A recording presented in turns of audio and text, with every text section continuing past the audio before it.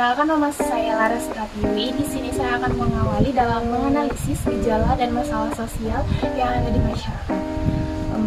Merebaknya virus corona atau COVID-19 menimbulkan dampak yang sangat cukup signifikan dan menyebabkan adanya beberapa gejala sosial. Contohnya, banyak perusahaan yang tidak dapat bertahan sehingga para karyawan mengalami PHK, sehingga menambah jumlah pengangguran. Gejala sosial adalah hal-hal yang menyebabkan terjadinya masalah sosial. Gejala sosial sering disamakan dengan masalah sosial. Penting kita mengerti bahwa hal ini tidak tepat. Namun, kedua konsep memang saling berkaitan erat.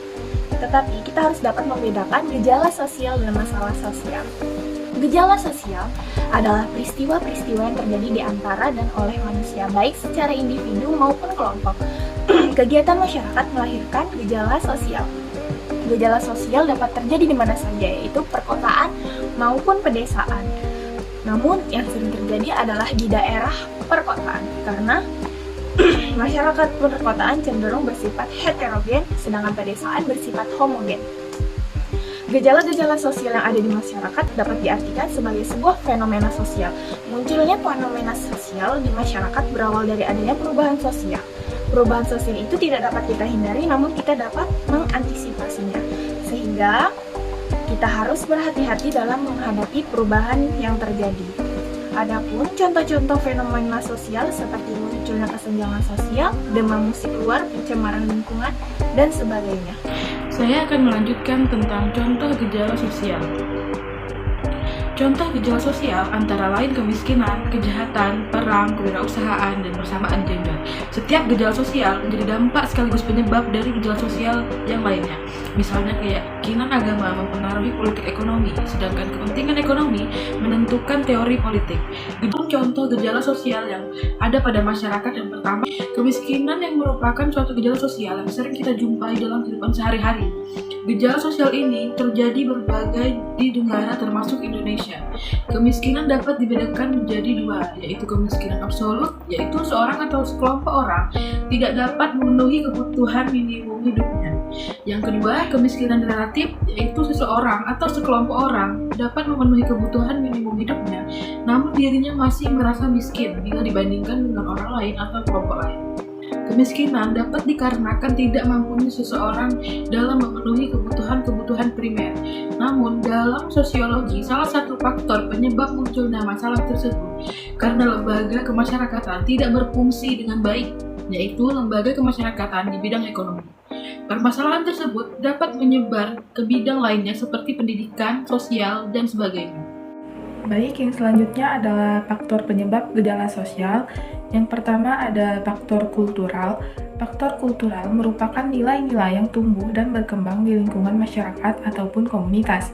Ada beberapa contoh gejala sosial berdasarkan faktor kultural, antara lain kerja bakti, perilaku menyimpang, dan sebagainya. Yang kedua ada faktor struktural. Faktor struktural merupakan suatu keadaan yang mempengaruhi struktur. Struktur yang dimaksud adalah sesuatu yang disusun oleh pola tertentu. Faktor struktural dapat dilihat dari pola-pola hubungan antar individu dan kelompok yang terjalin di lingkungan masyarakat. Contoh gejala sosial yang dipengaruhi oleh faktor struktural seperti penyuluhan sosial, interaksi dengan orang lain, dan sebagainya. Selanjutnya ada gejala sosial akibat pengaruh perubahan sosial. Perubahan sosial adalah perubahan yang terjadi dalam masyarakat berkaitan dengan perilaku. Perubahan yang dialami masyarakat dipicu oleh yang pertama ada globalisasi. Globalisasi adalah sistem ekonomi dan budaya global menyebabkan manusia di seluruh dunia menjadi satu kesatuan masyarakat tunggal. Adanya globalisasi memicu perubahan perilaku ataupun pola pikir. Yang kedua ada pola hidup kebarat-baratan atau westernisasi. Westernisasi adalah kecenderungan untuk menjadi sama dengan perilaku masyarakat barat. Westernisasi mengakibatkan lunturnya rasa nasionalisme, menghilangkan jati diri bangsa, serta dapat mematikan kreativitas seseorang akibat peniruan budaya barat secara berlebihan. Dampak positif yang pertama yaitu gejala sosial yang ada di masyarakat harus kita sikapi dengan baik. Bila kita dapat terbuka dan mengimbangi perubahan sosial budaya yang ada, maka perubahan tersebut akan menjadi dampak positif dan memberikan kita manfaat. Hal ini dapat dilihat dengan kemajuan di bidang teknologi. Dalam bidang teknologi, kita mengenal teknologi komunikasi seperti telepon, handphone, telegram, email, dan sebagainya. Dampak positif yang kedua yaitu potensi munculnya nilai dan norma baru. Gejala sosial bisa menjadi penanda bahwa ada nilai dan norma masyarakat yang sudah ketinggalan zaman. Artinya, nilai dan norma yang telah ada sebelumnya sudah tidak lagi menjawab kebutuhan yang ada di tengah masyarakat. Dampak negatif dari gejala sosial yaitu gejala sosial seseorang yang tidak dapat menerima perubahan yang terjadi akan mengalami keguncangan kultur shock. Ketidaksanggupan seseorang dalam menghadapi gejala sosial akan membawa ke arah perilaku menyimpang.